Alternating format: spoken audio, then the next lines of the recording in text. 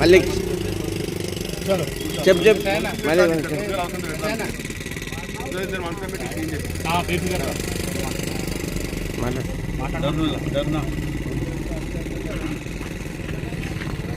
రేపు రాష్ట్ర వ్యాప్తంగా ఇచ్చినటువంటి పిలుపు మేరకు బీఆర్ఎస్ పార్టీ వర్కింగ్ ప్రెసిడెంట్ గౌరవనీయులు కేటీఆర్ గారి పిలుపు మేరకు మెదక్ జిల్లా కలెక్టర్ కార్యాలయం ముందు రైతుల ధర్నా కార్యక్రమం కొనసాగుతుంది.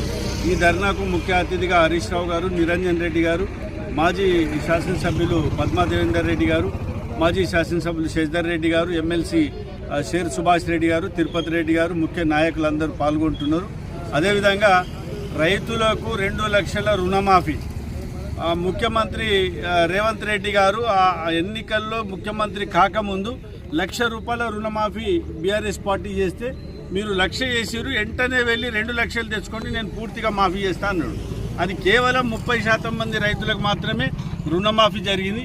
అదేవిధంగా రైతు బంధును రైతు భరోసాగా పేరు మార్చిండు.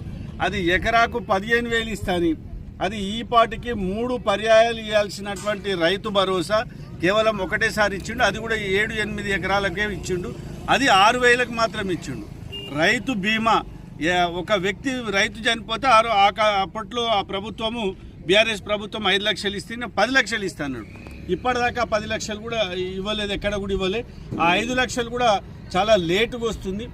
రైతులను మోసగించి మాయమాటలు చెప్పి మోసం చేసిన ఈ ప్రభుత్వం పైన రైతుల తిరుగుబాటు మొదలైంది. అది రేపటి రైతుల ధర్నాతో ఇంకా ఉధృతం చేస్తాం, రైతులను చైతన్యం చేస్తామని చెప్పి హెచ్చరిస్తుంది.